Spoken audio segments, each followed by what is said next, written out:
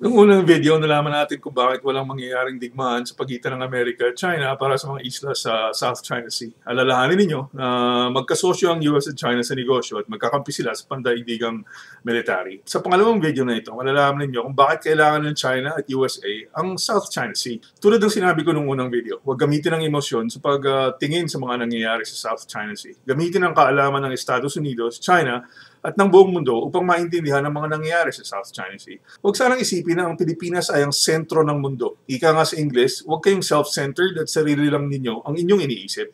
Tulad ng ginagawa ni Idiot Aquino at ang kanyang mga Idiot Aquino followers sa Department of Foreign Affairs ng Pilipinas, huwag kayong galon. Hindi umiikot ang mundo sa Pilipino. Huwag kayong mga Idiot Aquino followers na tatawagin akong kalbo, bakla, bobo at maninintak dito sa Philippine Flips page para ipagpilitan ang kamamangan at kabubuhan nila. Intindihin mo, kabayan, na gusto kang kausapin at intindihin ng mga Chino kung kakausapin mo sila. At higit sa lahat, hindi in-check ang tawag sa mga Chino. Kabastusan na tawagin ng mga Chino na in-check. Huwag kayong racist na nambabastos ng kapwa ninyo tao. Ang karapatan ng mga Chino ay katulad ng karapatan ng mga Pilipino at Amerikano. Pantay-pantay tayong lahat sa ustisya, batas, lipunan, kung gagamitin ninyo ang kaalaman ng mundo. Kaalaman ng mundo. Huwag ipagpilitan ang kamangmangan at kabubuhan na nagsisimula sa walang basyan na emosyon tulad ng mga Idiot Aquino followers. Ito ang 8 dahilan kung bakit kailangan ng China at USA ang South China Sea.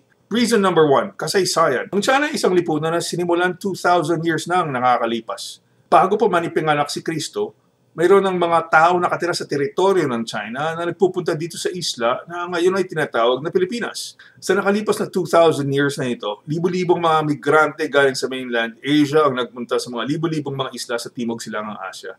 Sa nakalipas na 2,000 taon na ito, libo-libong mga Chino ang umaani ng yaman ng Asya at Timog Silangang Asya na walang gulo, walang nagbabawal, walang nagsasabing kanya ang teritoryo na ito at sa inyo ang teritoryo na yan. Nung dumating si Magallanes noong 1521, nandito sa isla ang mga Chino, nakatira at nakikipagkalakal. Dumating at sinakop ni Miguel Lopez de Legazpi ang Cebu at Maynila noong 1565 hanggang 1571, nandito ang mga Chino, nakatira at nakikipagkalakal. Naitatag ang tinatawag na galleon trade noong 1565 na tumagal hanggang 1815. Nandito ang mga Chino, nakatira at nakikipagkalakal sa mga naninirahan dito sa isla. Hindi lang sa mga Espanyol.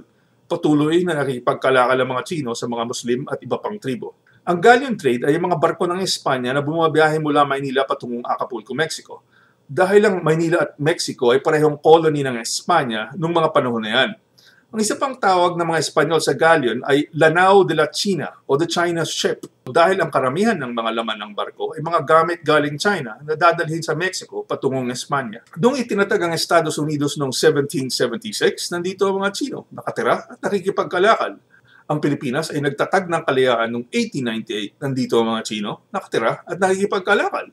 Sinakop ng Amerika ang Pilipinas mula 1899, nandito ang mga Chino, nakatira at nakipagkalakal. Naging kolonya ng Amerika ang Pilipinas mula 1901 hanggang 1946. Nandito ang mga Chino, nakatira at nakikipagkalakal. Nagtatag ng kasaranlan ang Pilipinas noong 1946 at naging isang malayang bansa noong mga 1950s, 60s at 70s. Mahigit kumulang 2,000 taon ang lumipas mula nang itatag ang China noong 618 AD hanggang 1970s.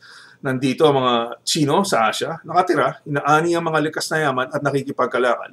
Walang pumipigil sa kanila. Lahat ng ito ay nagbago nang maitatag ang United Nations Convention on the Law of the Sea or UNCLOS noong 1982. Ngayon, tingnan mo ang tunay na konteksto ng kalahatan ng kasaysayan ng mundo. Kung ang mga Chino ay nagpupunta na sa mga isla sa Timog Silangang Asya sa nakalipas na 2,000 taon, sa buong katagalan ng pagsakop ng Espanya mula 1565 hanggang 1815, at bago pa man magdeklara ang Pilipinas ng kalayaan noong 1898 o 1946, bago maging bansa ang Pilipinas, bakit sasabihin ng mga Filipino na kanila ang South China Sea kahit mas patanda ang bansa ng China sa Pilipinas at pinirmahan ng Pilipinas ang UNCLOS noong 1982 lamang? Reason number 2, pagsakop at pagkawatak-watak ng China. Nangyari ang tinatawag na First Opium War sa China noong 1839 hanggang 1842 at ang Second Opium War noong 1856 to 1860.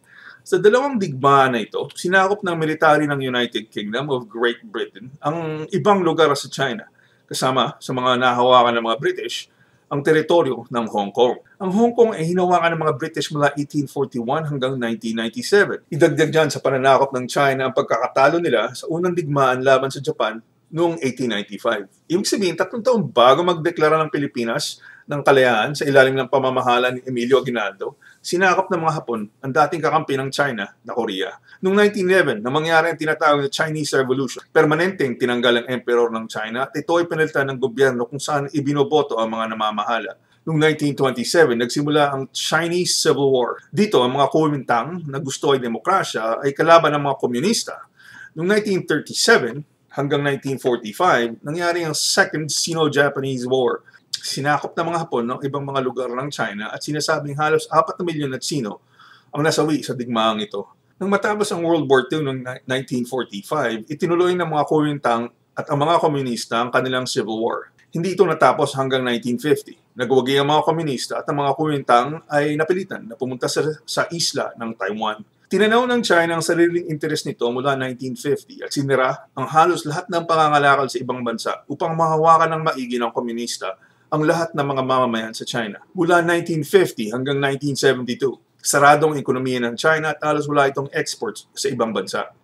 Ang saradong ekonomiya ng China ay nabuksan muli nang bisitahin ng Pangulo ng Amerika na si Nixon, si Mao Zedong, noong 1972. Ang United Nations Convention on the Law of the Sea, UNCLOS, ay tinanggap ng China noong 1982. Ngayong 2015, alam natin, dahil sa kasaysayan ng nakalipas na 2,000 taon, nandito ang mga Tsino sa Asia, nakatira, inaani ang mga likas na yaman at nakikipagkalakal. Walang pumipigil sa kanila. Habang ang nakaraang 200 taon, ang China ay sinakop at pinaghiwalay ng mga bansa na nais angkinin ang mga likas na yaman nito. Dito papasok ang reason number 3. 1.3 billion ang population ng China. Ngayong 2015, ang population ng China ay 1.3 billion na tao. Ang populasyon ng Pilipinas ay 100 million. Ibig sabihin, sa bawat isang Pilipino may 13 Tsino. Uulitin natin para maliwanag.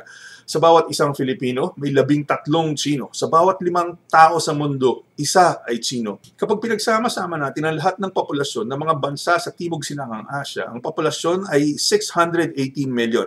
Ibig sabihin, sa bawat isang taga-Southeast Asia, mayroong 2 Tsino. Ngayong 2015, kapag may isang Filipino na nagpunta sa Jollibee at umorder ng isang Chicken Joy, bibigyan ka ng isang Chicken Joy. Kapag mayroong isang taga-Timog Silangang Asya, umorder ng isang Chicken Joy, bibigyan siya ng isang Chicken Joy. Kapag 13 Tsino ang nagpunta sa Jollibee at umorder sila ng tag-isang order ng Chicken Joy, ibig sabihin, bibigyan silang lahat ng tag-isang Chicken Joy. Bakit iniisip mo na kapag naghanap ng pagkain o likas na yaman ng Tsino sa South China Sea, bakit isang Chicken Joy lamang ang dapat paghatian ng 13 Tsino? Tandaan ninyo, ang kinakain ng isang tao sa Pilipinas ay pareho ng kinakain ng isang tao sa China.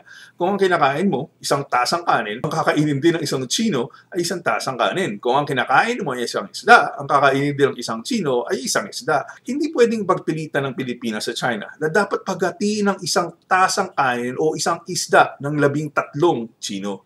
Dito ninyo, lubos na maiintindihan ang pagkakamali ng UNCLOS. Reason number 4, mali ang United Nations Convention on the Law of the Sea. Ang UNCLOS ay isang agreement at hindi batas. Agreement o pagkakasundo ng mga bansa upang malaman kung ano ang teritoryo ng isang bansa mula sa dalampasigan hanggang 200 milya palayo sa dagat. Ang unang pagkakamali ng UNCLOS ay isipin na ang populasyon ng bawat isang bansa ay pare-pareho. Ibig sabihin, ang pagsang-ayon ng mga kinatawan ng Pilipinas at China sa UNCLOS iniisip sa theory o teorya na pareho ang dami ng tao sa dalawang bansa. Ang UNCLOS ay hindi, uulitin ko, hindi binibilang ang tao sa isang bansa. Kung ang dami ng tao sa Pilipinas ay 100 million, hindi binibilang ang 100 million. Kung ang dami ng tao sa China, 1.3 billion, hindi binibilang ang 1.3 billion. Kung ang dami ng tao sa Estados Unidos ay 300 million, hindi binibilang ang 300 million. Hindi iniisip ng mga pumirma sa UNCLOS na ang pangangailangan ng 1.3 billion na ito ay 13 beses na mahigit sa pangangailangan ng 100 milyon na Filipino. Ang pangalawang pagkakamali ng UNCLOS ay hindi ito sinasaad ang pangangailangan ng bawat tao sa bawat bansa. Kung ang pangangailangan ng China ay para sa 1.3 billion na tao at ang Pilipinas ay para sa 100 million, ang pangangailangan, walang pakialam ang UNCLOS dito. Kaya mali ang nilalaman ng UNCLOS. Kaya hindi ito pinapansin ng China. Bakit? Dahil hindi pwedeng tanggapin ng China ang isang agreement na gugutumin ang 1.2 billion ng kanilang populasyon. Ikaw ba kapag may batas na gugutumin ng 100 million na Filipino, susundin mo ito dahil batas ito? Kaya yung mga idiot Aquino followers na nagpunta sa United Nations para sa UNCLOS, nagpunta doon para magpa-cute. Kung ang pinagsama-samang kamangmangan ng mga idiot Aquino followers ay ang pagpapatunay na hindi sila marunong magbilang o marunong ng simple math, ano magagawa natin? Di ba, idiot Aquino followers ang dahilan kaya namatay ang 67 sa Mama sa Mano. At idiot Aquino followers rin ang dahilan kaya nagka-leche-leche ang Pilipinas sa South China Sea. Anyway, hindi lang para sa 1.3 billion na Chino ang South China Sea. Yung sinasabi kong isang isda sa bawat tao, isang tasa ng kanin sa bawat tao, halimbawa lang yan para makita ninyo kung paano paghatian ang pagkain. Sa totoong mundo, sa totoong buhay, ang paghahati ng pagkain na yan ay lubos na maiintindihan sa pamamagitan ng economics. Economics, making decisions to allocate resources.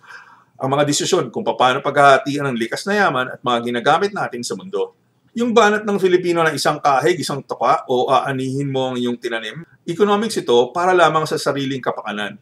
O yung global economics o pangmundong economics, tatanawin ninyo kung paano paghahatian ng lahat ng mga mamamayan sa mundo ang likas na yaman ng mundo. Kasama sa likas na yaman na yan, ang isda at lahat ng maaaring anihin sa South China Sea. Mali kung iisipin ninyo na ang China ay sa South China Sea lamang nanghuhuli ng isda at likas na yaman ng karagatan.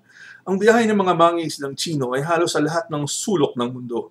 Ang karamihan ng mga isda na nahuhuli ng mga Chino ay hindi, uulitin ko, hindi para sa kanilang pagkain. Noong 2010, ang isda o yamang pangkaragatan na imports o binibili ng China ay umaabot ng 4.2 billion. Sa taong din to, 2010, ang isda o yamang galing sa karagatan na exports o binibenta ng China ay 13 billion.